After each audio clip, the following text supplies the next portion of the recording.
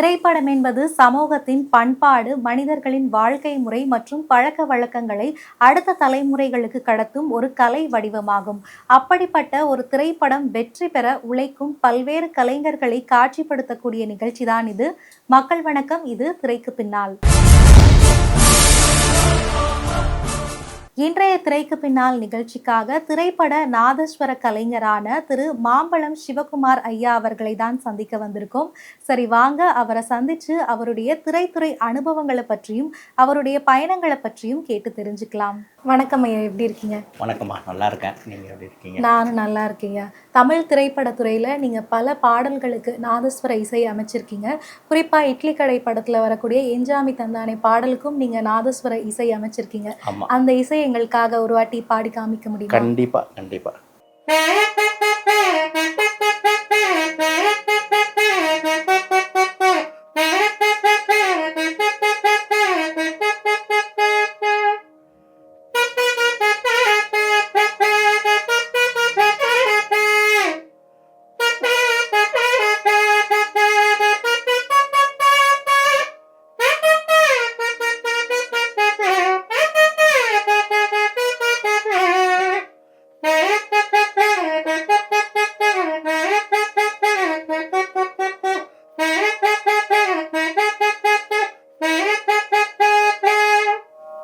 ரொம்பவுமே அருமையா வாசிச்சீங்க ஐயா. அந்த பாடலையே பார்த்த மாதிரியான ஒரு உணர்வு நீங்க வாசிச்சீங்க. இது ஒரு ஜிவி பிரகாஷ்க்கு சாருக்கு நிறைய நான் வாசிச்சிருக்கேன். அதில் இது இப்போ லேட்டஸ்ட்டாக வந்த படத்தில் அந்த பாட்டு இது. நீங்கள் பல முன்னணி இசையமைப்பாளர்களுடைய பாடல்களுக்கு நீங்கள் நாதஸ்வரம் வாசிச்சிருக்கீங்க. அந்த அனுபவம் அப்படிங்கிறது எப்படி இருந்துச்சு? ஏன்னா நிறைய பேருக்கு ஏஆர் ரஹ்மான் இசை புயல் அப்படிங்கிறவரை பார்க்கணும் அப்படிங்கிற ஒரு எண்ணம் அப்படிங்கிறது நிறைய இசை கலைஞர்களுக்கு இருக்கும். அதே நேரத்தில் இளையராஜாவையும் நேரில் சந்திக்கணும் அப்படிங்கிறது நிறைய இசை கலைஞர்களுடைய கனவாக இருக்கும். அப்படி இருக்கும்போது இவங்க ரெண்டு பேரையுமே நேரில் சந்தித்து இவங்களுடைய பாடல்களுக்கு நீங்கள் நாதஸ்வரம் இசை வாசித்தது அந்த உணர்வு அப்படிங்கிறது எப்படி இருந்துச்சு? ஏஆர் ரஹ்மான் சாருக்கு 2017 ஒரு படம் கோப்ரா அப்படின்னு சொல்லிட்டு ஒரு படம் ஒன்று ரிலீஸ் ஆச்சு. அதில் எனக்கு முதல் ஏற்கனவே வாசிச்சிருந்தவர் அவர் மறைஞ்சிட்டார். அதுக்கப்புறம் எனக்கு அந்த ஆப்பர்ச்சுனிட்டி நம்ம அவருடைய அசிஸ்டண்ட் மூலயமா சாமிதுரை அப்படின்ட்டு அவர் அண்ணா இருக்கார், அவருடைய இன்சார்ஜ். அதுக்கு மூலயமா எனக்கு வந்தது. ஏஎம் ஸ்டுடியோவில் தான் அதை ரெக்கார்ட் பண்ணோம். ரெக்கார்ட் பண்ண சொல்ல சார் இல்லை, அவங்களுடைய ஃபுல் அசிஸ்டன்ஸ்லாம் எல்லாமே இருந்தாங்க. அவங்க தான் எல்லாமே கோஆர்டினேட் பண்ணாங்க. அப்போ பண்ண சொல்ல என்ன பண்ணார், ரெண்டு நாதஸ்வரம் ஒரு 4-5 தவில் எல்லாமே ஒரு பெரிய ஃபுல் செட்டப்பாக அதை வாசிக்கலாம் அப்படின்னு சொல்லிட்டு ஒரு பிளான் பண்ணி அந்த படத்துக்கு அந்த தும்பி தும்பி அதில் ஒரு பார்ட் நம்ம தியாகராஜருடைய ஒரு தியாகராஜ சுவாமியோடைய ஒரு பஞ்சரத்ன கீர்த்தனையில், நாட்டை பஞ்சரத்ன கீர்த்தனையில் ஒரு இது அதுதான் முதல் எனக்கு அவர் கொடுத்த பிட்டு. நாங்கள் ஏற்கனவே ப்ரோக்ராம்லாம் கச்சேரிலாம் அதை வாசித்திருந்தாலும் எனக்கு அது பிட்டு அதுதான் கொடுத்தாரு. அதுக்கப்புறம் நிறைய எனக்கு அதுக்கப்புறம் அவருக்கு ரொம்ப பிடிச்சி போச்சு. முதல்ல அவர் கேட்டுருவார். கேட்டுட்டு ரொம்ப அருமையாக இருக்கே, சூப்பராக இருக்குது, நல்லா சவுண்டிங் சூப்பராக இருக்கே அப்படின்னு சொல்லிட்டு அதுக்கப்புறம் எங்களுக்கு நிறைய ஒரு சான்சஸ் நிறைய கொடுக்க ஆரம்பிச்சிட்டாரு. நிறைய இன்றைக்கி வரைய அவருடைய படத்துக்கு நிறைய வாசிட்டு இருக்கோம். இந்த பெட்டின்ற ஒரு படத்துக்கு கூட ஆர்ஆர் இப்போ போயிட்டு ஒரு படம் ரிலீஸுக்கு ஒரு வாரத்துக்கு முன்னாடி கூட போய் வாசிட்டு வந்தேன். இளையராஜா ஐயாவை சந்தித்த அனுபவம் பற்றி அதையும் சொல்லுங்கள். ஆமாம், நான் 2023 ஒரு கச்சேரி ஒன்று, அது ஒரு நார்மல் கச்சேரி தான். அது எங்கன்னா இங்கே சென்னையிலேயே வாசிட்டே இருந்தேன். உடனே அவங்களுடைய அசிஸ்டண்ட் ஃபோன் பண்ணார். நான் சுத்தமாக நினச்சே பார்க்கல, இந்த மாதிரி ராஜா சார்கிட்ட அவங்க ஆஃபீஸ்லேருந்து கால் வரும்னு சொல்லிட்டு நினச்சே பார்க்கல. ஆனால் எனக்கு ரொம்ப நாள் ஆசை. ஏன்னா அவங்க மியூசிக் பண்ண அந்த 70s 80s 90s அந்த மாதிரி டைமில் நாங்கள் அப்போலாம் கொஞ்சம் சின்ன பிள்ளைங்களாக இருந்திருக்கோம். அதுக்கப்புறம் வந்து இப்போ வந்து எனக்கு வந்து என்னைக்குனா ஒரு நாள் ராஜா சாருக்கு வந்து நான் வாசிக்கணும் அப்படின்னு சொல்லிட்டு ரொம்ப ஆசைப்பட்டிருக்கேன். அப்படின்னு சொல்லி எனக்கு வந்து ஒரு நாள் என்ன பண்ணாரு, அவங்க அசிஸ்டன்ட் மூலியமா வந்து ஒரு 2023 2023ல எனக்கு வந்து ஒரு கால் வருது. கச்சேரி வாசிச்சுட்டே இருக்கேன். எனக்கு ஒரு கால் வருது. இது மாரி ஒரு ரெக்கார்டிங் இருக்கு. அவங்க ஃப்ளூட்டிஸ்ட் இருக்காரு நெப்போலியன் அண்ணா. அவரு தான் வந்து எனக்கு ஃபோன் பண்ணாரு. ஃபோன் பண்ணி இந்த மாரி சிவகுமார் இப்போ அவைலபிளா இருக்கீங்களா? அப்படின்னாரு. சொல்லுங்கண்ணா என்னண்ணா அப்படின்னா, இல்ல ராஜா சார்து ஒரு ரெக்கார்டிங் இருக்கு அப்படின்னாரு. அப்படிங்களா ராஜா சார் தான் அப்படின்னு சொல்லிட்டு நான் என்ன பண்ணேன், அது வந்து முகூர்த்தமே முடியல. அந்த கல்யாணமே நான் கல்யாணத்துல வாசிச்சுட்டு இருக்கேன். அந்த கல்யாணமே முடியல. உடனே என்ன பண்ணிட்டேன், அப்படியே வந்து போட்டுட்டு, "அப்பா நீங்க பார்த்துக்கோங்க. நான் வந்து எனக்கு அதுதான் முக்கியம்." அப்படின்னு சொல்லிட்டு ராஜா சாருக்கு வாசிக்கிற வாய்ப்பு வந்திருக்கு. நான் உடனே கிளம்புறேன்னு சொல்லிட்டு உடனே கிளம்பிட்டேன். அவ்வளோ ஃபாஸ்ட்டா வந்து வேகமா வந்து டிரைவ் பண்ணி நம்ப அப்பதான் வந்து ராஜா சார் வந்து நம்ம இந்த கோடம்பாக்கம் இந்த பிரிட்ஜி இருக்குல்ல, அங்க தான் வந்து ஸ்டுடியோ. அங்க வந்து வாசிச்சோனே அதுக்கப்புறம் வந்து வாசிச்சோம். அப்புறம் எல்லாமே வந்து நோட்ஸ்லாம் அவர் தான் குடுத்தாரு. எல்லாமே நோட்ஸ்லாம் குடுத்துட்டு இப்படி தான் வாசிக்கணும். அதாவது ஒரு ஒரு காவடி சிந்து மாரி ஒரு ஒரு ஒரு ஃபோக் டைப்பான ஒரு இது. அது வந்து அவங்களுடைய அசிஸ்டன்ட்லாம் குடுத்தாங்க. அதுக்கப்புறம் நான் அத வாசிச்சேன். வாசிச்ச உடனே அதுக்கப்புறம் வந்து எல்லாம் முடிஞ்சுது. முடிஞ்ச உடனே அதுக்கப்புறம் அ அவர போய் பார்க்குறோம். போய் பார்த்த உடனே அ அவரு ஏற்கனவே அங்க கேட்டுன்னு இருக்காரு. உள்ள அதாவது அந்த பூத்துல வந்து உள்ள ரெக்கார்ட் பண்ணுவாங்கல்ல, அந்த கன்சோல்ல. அது வந்து கேட்டுன்னு தான் இருக்காரு. அப்புறமா வந்து சார வந்து பார்க்கணுமா அப்படின்னா, சார வந்து பார்க்கலாம் அப்படின்ன உடனே அப்புறமா வந்து அவரு கேட்டிருந்தாரு. இந்த மாரி "நல்லா இருக்கியா? ரொம்ப நல்லா இருக்கேன். நல்லா நல்லா வாசிக்கிற. நல்லா ஒரு" அப்படின்னு சொல்லிட்டு அப்புறமா அ ஆசீர்வாதம்லாம் வாங்கிட்டு எல்லாமே வந்து வந்தோம். அதுக்கப்புறம் இன்னொரு ரெக்கார்டிங் அது சார் இல்ல அப்போ. ராஜா சார் இல்ல.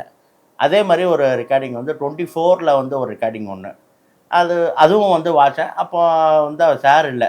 ஃபர்ஸ்ட்டு மொத போனேன் பாருங்க. அப்போ தான் எனக்கு வந்து அந்த எனக்கு ரொம்ப பெரிய பாக்கியம் அவரோட வாட்சது. ஏன்னா, இதுக்கு முன்னாடிலாம் அவரு கூட நெறைய பேரு எவ்வளோ பேர் ஒர்க் பண்ணியிருப்பாங்க. எனக்கு வந்து அந்த இது கிடைச்சது எனக்கு பெரிய பாக்கியம். இப்ப கச்சேரிகள்ல நாதஸ்வரம் வாசிக்கிறதுக்கும், அதே நேரத்துல ரெக்கார்டிங் அப்படின்னு பண்ணும்போதும் என்ன மாரியான வேறுபாடுகள் உங்களுக்கு இருந்துச்சு? ஆமாமா. நல்ல கொஸ்டின். இது வந்து கச்சேரியில வந்து வாசிக்கிறது வந்து நம்ம வந்து லைவா வாசிக்கிறோம். அது வந்து என்ன தப்பு பண்ணாலும், அதாவது நாதஸ்வரம் வாசிக்கினே இருக்க சொல்ல, நம்ம வந்து திடீர்னு வந்து ஒரு ஃப்ளோ வந்துருச்சு, ஒரு பிசிறு வந்துருச்சு, எதனா இது வந்துருச்சுன்னா, அது வந்து போயிட்டே இருக்கும். அது வந்து கச்சேரியில வாசிக்கிறது அது. 4 ஆடியன்ஸ் முன்னாடி வாசிக்கிறது. இப்போ கல்யாண கச்சேரிலாம் வந்து என்ன பண்ணுவாங்க, கொஞ்சம் ஐயர் வீட்டு கல்யாணம்லாம் வாசிக்க சொல்ல, "கொஞ்சம் ஸ்டாப், கொஞ்சம் நிறுத்துங்க" அப்படின்னுவாங்க. அப்புறம் அந்த நேரத்தில நிறுத்தி வாசிப்போம். அதுக்கப்புறம் வாசிப்போம். அது அது வேற. அது வந்து நம்ம வந்து லைவா அப்பயே வந்து குடுக்கறது அது. நம்ம ரெக்கார்டிங்கில வாசிக்க சொல்ல, நம்ம ஒரு ஸ்டுடியோவுல போயிட்டு, அத செட் பண்ணி அத வாசிக்க சொல்ல, நம்ம வந்து இப்படி தான் வாசிக்கணும், இப்படி தான் வந்து பண்ணணும், இப்படி தான் போணும் அப்படின்றது ஒரு விதிமுறை இருக்கு. ஒரு ஒரு ரூல்ஸு இது இருக்கு. இப்போ ரெக்கார்டிங்கில வந்து வாசிக்கிறோம்னா, அந்த இடத்துல வந்து ஒரு தப்பு பண்ணா, ஒரு இடத்துல வந்து ஒரு பிசிறு வந்துருச்சுன்னா, அந்த இடத்துல வந்து கட் பண்ணி எடுத்துடுறாங்க. ம். அப்போலாம் அந்த மாரி கிடையாது.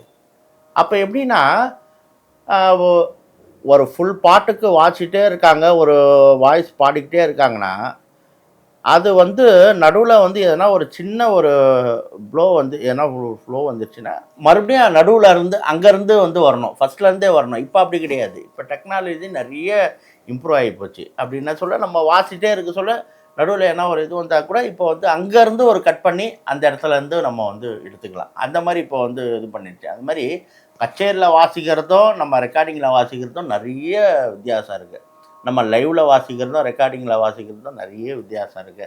அது மாரி நாங்க எல்லாமே அதுக்கெல்லாம் கொஞ்சம் பழக்கப்பட்டு தான் எல்லாமே வந்து வந்திருக்கோம். வேற ஒண்ணும் இல்ல. இப்ப நாதஸ்வரம் அப்படின்னு வரும்போது, அது ஒரு பழமையான இசைக்கருவி. ஆமா. நாதஸ்வரத்துக்கு இப்போ இருக்கக்கூடிய காலகட்டத்துல எந்த அளவுக்கு மதிப்பு அப்படிங்கிறது இருக்கு? நீங்க எப்படி நாதஸ்வரம் கத்துக்கிட்டீங்க? எப்படி உங்களுக்கு அந்த ஆர்வம் வந்துச்சு? அத பத்தி சொல்லுங்க. இப்ப நான் வந்தும்மா, ஃபர்ஸ்ட்டு என்ன பத்தி சொல்லிர்றேன். என்னுடைய தாத்தா காலத்துலருந்து, அதாவது எங்க அப்பாவுக்கு எங்கள் அப்பாலேருந்து அவங்க தாத்தாலேருந்து ஒரு 5 தலைமுறையாக வந்து இந்த நாதஸ்வரத்தை வந்து நாங்கள் வந்து எல்லாமே நாதஸ்வரம் தவில் தான். எங்கள் தாத்தா வந்து மறைந்த சின்னசாமி பண்டிதர். மொத 24 1924 இருக்கும். எங்கள் தாத்தா எங்கள் அப்பா சொல்லியிருக்காரு அவரு. அதுக்கப்புறம் எங்கள் தாத்தா வந்து லோகநாத பண்டிதர் அப்படின்னு சொல்லிட்டு அவரும் வந்து பெரிய நாதஸ்வர வித்வான். எங்கள் அப்பா மாம்பழம் சீனிவாசன்ட்டு அவரும் வந்து பெரிய நாதஸ்வர வித்வான். அந்த வழியிலேருந்து வந்தவங்க தான் நாங்க. எனக்கு வந்து நான் வந்து சின்ன வயசுல எனக்கு ரொம்ப ஆர்வம். ஸ்கூல் படிக்க சொல்ல எங்கள் அப்பா என்ன பண்ணுவார், ஸ்கூலில் வந்து விடுறா மாதிரி விட்டுட்டு மறுபடியும் வந்து கச்சேரிக்கு இட்டுன்னு வந்துடுவார். அந்த லஞ்ச் டைமில் கச்சேரிக்கு இட்டுன்னு வந்துடுவார். அந்த மாதிரி எங்களுக்கு வந்து அவ்வளோ வந்து நாதஸ்வரம்னா அவ்வளோ வந்து ரொம்ப எனக்கும் ரொம்ப சின்ன வயசுலேருந்து நான் வந்து ஒரு ஒரு 10 வயசு 10 வயசுலேருந்தே இப்போ 30 வருஷமாக வாட்சின்னு இருக்கேன். 10 வயசுலேருந்தே எனக்கு நான் கற்றுக்கிட்டு எங்கள் அப்பா தான் என்னுடைய முதல் குரு அவர் தான். அவர்கிட்டலேருந்து நிறைய கற்றுக்கிட்டு இருக்கேன். அதுக்கப்புறம் எங்கள் மயிலாப்பூர் மேற்கொண்டு இன்னும் கொஞ்சம் தெரிஞ்சுக்கணும் அப்படின்னு சொல்லிட்டு எங்கள் மாமா வந்து மயிலாப்பூர் ராஜேந்திரன் அப்படின்னு சொல்லிட்டு அவர் ஒரு பெரிய மயிலையில் பெரிய வித்வான் ராஜேந்திரன்ட்டு. அவர் வந்து அவர்கிட்டயே நிறைய கற்றுன்ருக்கேன். மியூசிக் காலேஜில் வந்து ஒரு 3 வருஷம் படித்து அதை வந்து கோல்டு மெடலிஸ்ட்டு. அதுக்கப்புறம் நிறைய அந்த ஃபஸ்ட் கிளாஸில் எல்லாமே பாஸ் பண்ணேன். அந்த மாதிரி அதுக்கப்புறம் எனக்கு அந்த ஆர்வம் வந்து எனக்கு வந்து நாதஸ்வரம் அப்பா மாதிரியே வாசிக்கணும். ஒரு கச்சேரியில் போனால் எனக்கு வந்து எங்கள் அப்பா வாசிப்பாங்க, கூட வந்து ஆர்டிஸ்ட்லாம் வாசிக்க சொல்லி எனக்கு ஒரு ஆர்வம் வந்துடும். நான் அப்போ தாளத்துக்கு தான் போவேன். தாளத்துக்கு, சுத்திப்பட்டி இப்போலாம் எல்லாம் மேனுவலாக எல்லாமே இது வந்தது ஆட்டோமேட்டிக். இப்போ எல்லாமே மேனுவல் தான். அப்போ வந்து ஸ்ருதிப்பட்டி போட, இப்போ நான் தாளம் போடலாம் போக சொல்ல எங்கள் அப்பா, அப்பா அப்பா இப்படி வாசிக்கிறாங்களே, இவங்கள வந்து எவ்வளோ பேர் பாராட்டுறாங்களே, அந்த மாதிரி நம்மளையும் பாராட்டணும், நம்மளையும் ஒரு காலத்தில் வந்து ஒரு பெரிய ஆளாக ஆகணும் அப்படின்னு சொல்லிட்டு எனக்குள்ளே வந்து ஒரு அந்த எனக்கு ஒரு ஒரு ஆசை.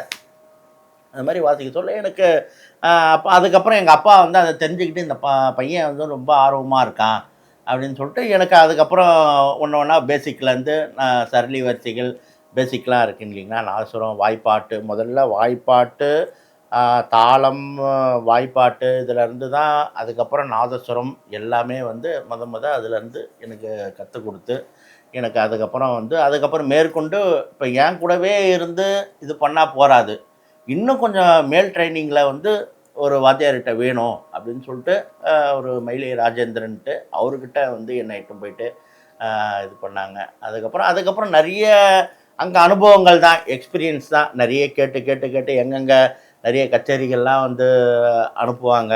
நிறைய பிறரோட வாசிக்கிற ஒரு விஷயங்கள்லாம் நிறைய வாசிக்கிறது போகிறது, இது இப்படி வாசிடா, இப்படி பண்ணு, அதை பண்ணு, இப்படி பண்ணு அப்படின்னு தான் சொல்லுவாங்க. எனக்கு அதை வச்சு தான் எனக்கு வந்து ரொம்ப ரொம்ப இதுவாகிட்டு இன்றைக்கி வந்து ஆல் இண்டியா ரேடியோவில் வந்து நான் வந்து ஒரு டாப் கிரேடாக இருக்கேன். Top grade. ஆமாம். அப்புறம் இன்னொரு விஷயம் என்னென்னா, எனக்கு வந்து ஆகஸ்ட்டு 8ஆம் தேதி வந்து நம்ம இன்டர்நேஷ்னல் சர்வதேச இதில் அமைப்பில் வந்து டாக்டர் பட்டம் வழங்குறாங்க. அதுவும் வந்து இப்போ தீர்மானம் ஆகிருக்கு. அது மாதிரி இன்றைக்கி எல்லாமே வந்து அப்புறம் கலைச்சுடர்மணி அவார்டு எல்லாமே வந்து இது பண்ணியிருக்கோம். அது மாதிரி கவர்மெண்ட் மூலயமா நிறைய சலுகைலாம் வந்து கொடுக்குறாங்க. அதே சமயத்தில் இப்போ வந்து நாதஸ்வரம் என்றது வந்து எல்லாமே வந்து நம்ம நாளைக்கு வந்து ஜென்ரேஷன் வந்து நிறைய வளரணும் எங்களுக்கு. ஏன்னா இப்போ எல்லாம் என்ன நினைக்கிறாங்கன்னா, நாதஸ்வரம் வந்து இப்போ இதனால் வந்து ரொம்ப கஷ்டப்படுறாங்க, இது வந்து ரொம்ப ரொம்ப சிரமமான வாத்தியம், ரொம்ப எதுக்கு இதை வந்து நம்ம பிள்ளைங்களுக்கும் நம்ம தான் இது பண்ணணும், நம்ம பிள்ளைங்களாம் இந்த கஷ்டப்படக்கூடாது அப்படின்னு சொல்லிட்டு பேரண்ட்ஸ் நினைக்கிறாங்க. ஆனால் இப்போ நான் என்ன சொல்ல வரேன்னா, இந்த நாதஸ்வரம் நம்ம சங்கீதத்தை வந்து கற்றுக்கிறதுனால எல்லாமே வந்து பசங்களுக்கு வந்து என்றைக்குமே வந்து ஒரு என்கரேஜ், ஒரு எல்லாமே ஒரு நல்லபடியாக வந்து அமையும். நல்லா இருக்கும் என்றைக்குமே. அது வந்து என்றைக்குமே அழியாத ஒரு சங்கீதத்தில் ஒரு அழியாத வந்து நாதஸ்வரம், தவில் இது 2 தான். அது மாதிரி ராஜவாத்தியம்னு சொல்லுவாங்க, அதுக்கே பேர். அது மாதிரி நீங்கள் இது வரைக்கும் வாசித்த திரைப்பட பாடல்லே உங்களுக்கு ரொம்பவும் பிடிச்ச திரைப்பட பாடல் எது? அதை எங்களுக்காக வாசித்து காமிக்க முடியுமா? கண்டிப்பாக. எனக்கு ரொம்ப பிடிச்ச பாடல்னாலே எல்லாமே ரஹ்மான் சார் பாடல்னால் எனக்கு ரொம்ப பிடிக்கும்.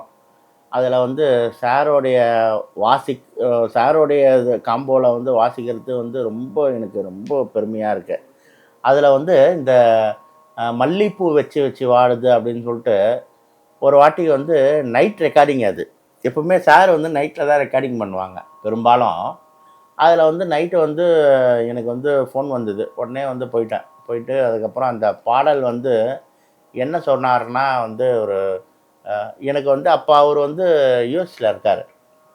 எனக்கு இப்போ உடனே அவங்க அசிஸ்டன்ட் மூலிமா வந்து ஒரு வீடியோ கால் ஒன்று பண்ணார்.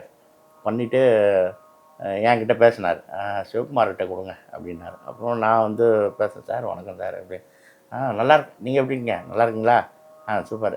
ஒரு சாங் ஒன்று ரெக்கார்ட் பண்ணோம். அது வந்து எப்படின்னா, தன்னன்னா தட்ட ட ட ட ட ட ட.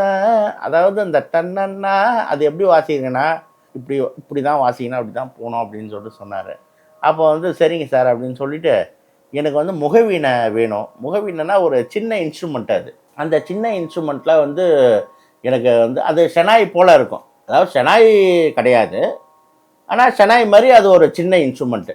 ஒரு கர்நாட்டிக்லேயே அது வந்து ஒரு சின்ன இன்ஸ்ட்ருமெண்ட். அதை வந்து அந்த நாசத்தில் அதை வந்து யூஸ் பண்ணியிருப்பார். அப்புறம் என்கிட்ட சொன்னால் இந்த மாதிரி வாசிங்க அது அப்படின்னாரு. அப்புறம் சரிங்க சார் அப்படின்னு சொல்லிட்டு அதுக்கப்புறம் நான் வீடியோ கால்லேயே எல்லாமே பண்ணார்.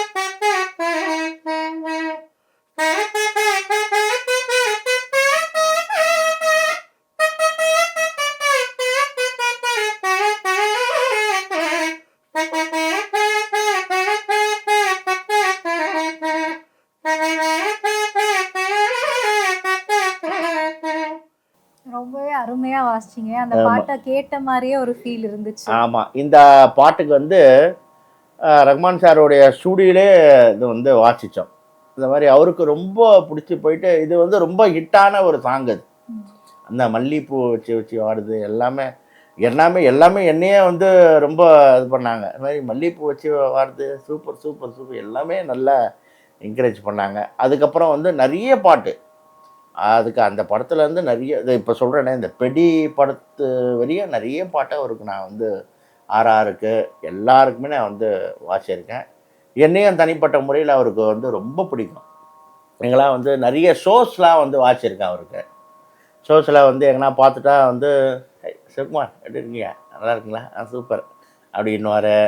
அப்புறம் வந்து அவருடைய பொண்ணு கல்யாணத்துக்கு வாசிச்சிருக்கேன் ஒய்எம் ஸ்டுடியோவில் கும்மிடிப்பூண்டியில் ஒரு ஒரு இது இருக்குது. அங்கே வந்து நாதஸ்வரம் கண்டிப்பாக வந்து வச்சே ஆகணும் அப்படின்னோடனே கூப்பிடுங்க சிவகுமார் கூப்பிடுங்க அப்படின்வார். அப்புறம் போயிட்டு நான் 2 நாதஸ்வரம் 2 தவுள் ஒரு ஒரு ஸ்டேஜில் கூட வந்து சொல்லியிருக்கார் அவர். என்னுடைய கமல் சார்கிட்ட அவரும் பேசினது சொல்ல, என்னுடைய பொண்ணு கல்யாணத்துக்கு நான் நாதஸ்வரம் வச்சுருக்கேன் அப்படின்வார். அது மாதிரி பேர் சொல்லலை, இருந்தாலும் நான் தான் அந்த கல்யாணத்துக்கு நான் வாசித்தது. அந்த மாதிரி என்ன ரொம்ப பிடிக்கும். அது மாதிரி தமிழ் திரையுலகில் எடுக்கும்போது நிறைய முன்னணி இசையமைப்பாளர்களான ஏஆர் ரஹ்மான் அவர்களாக இருக்கட்டும், இளையராஜாவாக இருக்கட்டும், ஜிவி பிரகாஷ், தமன், இப்படி நிறைய பேருக்கு நீங்கள் நாதஸ்வரம் வாசிச்சிருக்கீங்க அவங்களுடைய பாடல்களுக்கு. ஒரு ஒரு இசையமைப்பாளர்கிட்டையும் நீங்கள் என்னென்ன விஷயங்களை கற்றுக்கிட்டீங்க, அதை பற்றி சொல்லுங்கள். ஆமாம்மா நிறைய அதாவது நான் வந்து மெயினாக ரெக்கார்டிங் வந்து இந்த விஷயங்கள் கற்றுக்கிட்டதே அவங்களால தான். இப்போ அப்போ வந்து ஒரு கச்சேரிக்கு போகிறோம், ஒரு நாதஸ்வரம் வந்து ஒரு ஒரு கல்யாணத்தில் வந்து ஒரு ப்ளே பண்ணுறோம். இது வந்து எல்லாமே வந்து ஒரு ஃபர்தராக வந்து இது பண்ணுறது தான். ஒரு ரெக்கார்டிங்கில் வந்து இந்த மாதிரி தான் வாசிக்கணும், இப்படி தான் போகணும், இப்படி தான் இருக்குது அப்படின்னு சொல்லிட்டு சொல்லி கொடுத்தவங்களே வந்து இவங்க தான். அந்த மாதிரி நிறைய இப்போ ரஹ்மான் சாருக்கு வந்து அவர் அதாவது இப்போ நாதஸ்வரம் கச்சேரியில் வந்து வாசிக்கிறது வந்து நம்ம வந்து டி ஷார்ப்பில் வாசிக்கிறோம். ஒரு 2.5 சுதியில் வந்து நம்ம வாசிக்கணும். இதே நம்ம வந்து ரெக்கார்டிங்கில் போக சொல்ல அவங்க சிங்கர்ஸ் என்ன வந்து பாடுறாங்க, சிங்கர்ஸ் என்ன பாடுறாங்க, ஒரு ஒரு 5 சுதியில் பாடுவாங்க, 6 சுதியில் பாடுவாங்க, 1ல் பாடுவாங்க, 2, 3ல் பாடுவாங்க, 4ல் எந்த சுதியில் வேணாலும் பாடுவாங்க. அதுக்கு வந்து நாதசுரம் அப்படின்றது வந்து நம்ம வந்து எல்லாமே வந்து தயார் பண்ணி வச்சிருக்கணும். அந்த மாதிரி நம்ம இப்போ ரஹ்மான் சார்கிட்ட போக சொல்ல அவருடைய அவருடைய இதில் அவருக்கு எப்படி அவர் என்னென்னா ஃப்ரீயாக வாசிக்க விடுவார். எந்த ஆர்டிஸ்ட் வந்தாலும் சரி, ரஹ்மான் சார் வந்து ஃப்ரீயாக வாசிங்க, உங்களுக்கு என்னென்ன தோணுதோ எல்லாமே வாசிங்க அப்படின்றார். அதே மாதிரி ஜிவி பிரகாஷுக்கு நிறைய வந்து நான் வந்து வாசிச்சிருக்கேன். விஸ்வநாதன் கோ அப்படின்னு சொல்லிட்டு ஏதோ ஒரு படம் போல், அது கூட இப்போ 2-3 நாளைக்கு முன்னாடி வந்து வாசிட்டு வந்தேன். அது அவர் வந்து நோட்ஸு கொடுத்துருவார். அவர் ஜிவி பிரகாஷ் சார் ரொம்ப பார்க்க முடியாது, ஏன்னா அவர் ஷூட்டிங்லாம் கொஞ்சம் பிஸியாக இருப்பார். அப்படின்னு சொல்ல அவர் வந்து அவங்களுடைய அசிஸ்டண்ட்டை வச்சு நோட்ஸு கொடுத்துருவாரு. நோட்ஸு கொடுத்தோன்னே அண்ணா இந்த சுதியில் இப்படி வந்து வாசிக்கணும் அப்படி சொல்லுவேன். அவங்க எல்லாம் இது பண்ணுவாங்க. உடனே அவர் என்ன பண்ணுவார், கேட்டுட்டு இது ஓகேவாச்சே, இது நல்லா இருக்கே, சூப்பர், அவர் இது பண்ணிடலாம் அப்படின்வாரு. உடனே இல்லை இதில் வந்து ஒரு கரெக்ஷன் இருக்குது, இதை வந்து இப்படி வாசிக்கணும் அப்படின்னா மறுபடியும் அதை வந்து சொல்லுவார். இருந்து நாங்கள் பொறுமையாக வந்து அதே மாதிரி தமனும் சரி, அவரும் வந்து நிறைய வந்து அவருடைய இந்த ரஞ்சிந்தமே சாங்லாம் வந்து நிறைய வாசிச்சிருக்கோம். இப்போ கூட ஹைதராபாத்தில் ஒரு ரெக்கார்டிங் வந்து போயிட்டு வந்தோம். ஒரு 2 நாள் ஹைதராபாத்தில் ரெக்கார்டிங்கு ஷோஸு நிறைய வாசிச்சிருக்கோம். அவரும் வந்து எல்லாமே அப்படி தான் ஃப்ரீயாக வந்து அண்ணா வாசிங்கண்ணே, ஃப்ரீயாக வாசிங்க, சூப்பர்ண்ணே அப்படின்னு சொல்லிட்டு இது பண்ணுவார். அப்புறம் தேவா சாருக்கு வாசிச்சிருக்கேன். தேவா சார் இங்கே தான் நம்ம பத்மநாபன் ஸ்ட்ரீட்டில் தான் வீடு. அவர் போனாங்கன்னா அந்த ஸ்டுடியோவில் போனால் அவர் ஸ்ரீகாந்த் தேவா சாரும் வாயா எப்படியா இருக்கேன், நல்லா இருக்கேன், அப்படி எல்லாமே நிறைய பேருக்கு ராஜ்குமார் சாருக்கு அது மாதிரி நிறைய வந்து வாசிச்சிருக்கு. எல்லாமே ஒரு ஒரு ஒரு ஒரு அனுபவம் தான் எனக்கு, வேறு ஒன்றும் இல்லை. அதாவது நம்ம நாதஸ்வரத்தில் நம்ம கச்சேரிகள் போனால் நம்ம இஷ்டத்துக்கு நம்ம வாசிப்போம். மியூசிக் டைரக்டர்ஸு கூட ஒரு ரெக்கார்டிங்கில் போனால் அவங்கவுங்க சொல்கிற ஒரு பிட்ஸு தான் வந்து நம்ம வந்து வாசிக்கணும். அதை வந்து கொஞ்சம் இம்ப்ரூவைஸ் பண்ணி அதாவது நம்ம கொஞ்சம் அழகுபடுத்தி இன்னும் கொஞ்சம் எப்படி வாசிக்கலாம், அவங்க கொஞ்சம் சாதாரணமாக சொல்லுவாங்க. அதை வந்து நம்ம எப்படி நாதஸ்வரத்தில் ஒரு இம்ப்ரூவைஸ் பண்ணி வாசிக்கலாம் அப்படின்றது தான் வந்து என்னுடைய ஒரு இது. அது வந்து நான் வந்து ஆரம்ப காலத்தில் கொஞ்சம் சிரமப்பட்டேன். அதுக்கப்புறம் போக போக வந்து நான் இது இப்படி தானா, இது இப்படி தான் பண்ணணுமா, இது இப்படி தான் போகணுமா அப்படின்னு சொல்லிட்டு நான் நிறைய தெரிஞ்சுக்கிட்டேன். சினி ஃபீல்டில் போயிட்டு நிறைய தெரிஞ்சுக்கிட்டேன் நான். ஆமாம், இப்போ ஷான் ரோல்டால்னு கூட நிறைய ஆர்ஆருக்குலாம் வந்து போவேன். அவங்களுக்கு வந்து அப்புறம் நம்ம இவர் இருக்கார், நிறைய மியூசிக் டைரக்டர்ஸ் இன்றைக்கி நிறைய யங்ஸ்டர்ஸ்லாம் நிறைய வந்து வளர்ந்துட்டுருக்காங்க, நிறைய வந்துட்டுருக்காங்க. எல்லாருக்குமே நான் வந்து வாசிச்சிருக்கேன். ஆமாம், அப்படி போயிட்டுருக்கேன். இப்போ கோல்டன் ஸ்பேரோ பாடல் வந்துட்டு ரொம்பவுமே புகழ்பெற்ற ஒரு பாடல். அந்த பாடலில் வரக்கூடிய அந்த நாதஸ்வரம் போர்ஷன் கேட்கவே ரொம்பவுமே அருமையாக இருக்கும். அதே நேரத்தில் அந்த மாடர்னான ஒரு இதுவுமே கலப்புமே அந்த இதில் இருக்கும். அந்த பாடல் பாடினவங்களுக்கே அது வந்து முதல் பாடல் அப்படிங்கிறனால அவங்களுக்கும் ஒரு நல்ல வரவேற்பு கிடைச்சிச்சு. உங்களுக்கும் இந்த பாடல் மூலமாக நல்ல ஒரு வரவேற்பு கிடைச்சிருக்கும். இந்த பாடலை எங்களுக்காக வாசிச்சு காமிக்க முடியுமா? கண்டிப்பாக.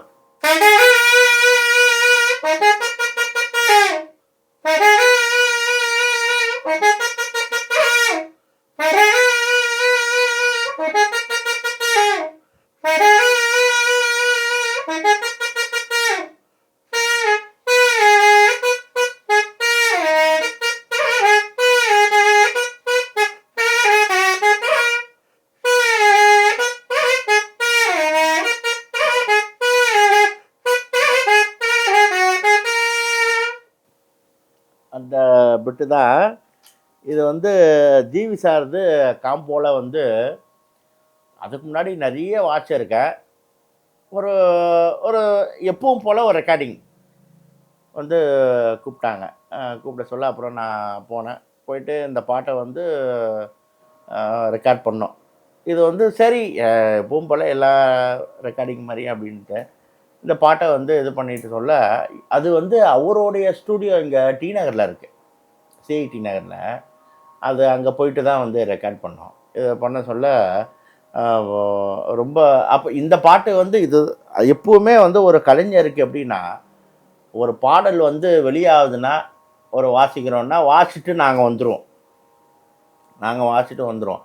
அதுக்கப்புறம் தான் இந்த பாடல் வந்து வெளியாகிறது வந்து அதுக்கப்புறம் நம்ம வந்து கேட்டு ஒரு ஒரு டிவி மூலியமா டிவிலேயோ ஒரு சோஷியல் மீடியாவில் இந்த மாதிரி கேட்டு தான் வந்து நாங்கள் வந்து ஓ இது நம்ம வாட்சது தானே, ஓ இது தானே நம்ம வாட்சது அப்படின்னு சொல்லிட்டு நாங்கள் வந்து கேட்டு இது பண்ணோம். அது மாதிரி ஜிவி பிரகாஷோடைய காம்போவில் வந்து பெரிய பாடல் அவருடைய ஷோஸ்லாம் கூட நிறைய வாசிச்சிருக்கேன். ரொம்ப ஒரு வாட்டி அவரும் தனுஷ் சாருமே வந்து ரெக்கார்ட் பண்ணாங்க. இப்போ இந்த என்ஜாமி தண்டானே சொன்னேன்ல, அந்த பாட்டுக்கே தனுஷ் சாரு நானும் அவரு நாங்கள் 3 பேருமே எல்லாமே வந்து ரெக்கார்ட் பண்ணோம். அந்த ஃபோட்டோ கூட இருக்கு எல்லாமே. அவ்வளோ வந்து அவரு தனுஷ் சாரு வந்து ரொம்ப பாராட்டினாரு. "அண்ணா சூப்பர்ண்ணே" அண்ணன் தான் சொல்லுவாரு. "சூப்பர்ண்ணே, அருமையா அண்ணே, சூப்பரா வச்சிங்கண்ணே" அப்படின்னு சொல்லிட்டு சொல்லுவாரு. அது மாதிரி அதுக்கப்புறம் அந்த ஆடியோ லான்ச்சுக்கும் போனோம். அது மாதிரி எல்லாமே வந்து நிறைய வாட்சிருக்கோம். எங்களுக்காக கோல்டன் ஸ்பேரோ பாடல ரொம்பவுமே அருமையா வாசிச்சு காமிச்சீங்க. ஆமா. நீங்க உங்கள சந்திச்சதுல எங்களுக்கு மிக்க ரொம்ப மகிழ்ச்சி. நன்றி. நீங்க மேலும் மேலும் திரைத்துறையில பல சாதனைகள சாதிக்க மக்கள் தொலைக்காட்சி சார்பா எங்களோட வாழ்த்துக்கள கண்டிப்பா. தெரிவிச்சுக்கிறோம். எனக்கு இந்த மக்கள் தொலைக்காட்சி இந்த எல்லாருக்குமே எனக்கு டெக்னீஷியன் எல்லாருக்குமே வந்து ரொம்ப சந்தோஷம். எல்லாருக்குமே என்னுடைய நன்றிகள வந்து நான் வந்து தெரிவிச்சுக்கிறேன். இந்த மாரி ஒரு ஆப்பர்ச்சுனிட்டிய வந்து நீங்க வழங்குனதுக்கு என்னுடைய மனமார்ந்த நன்றி.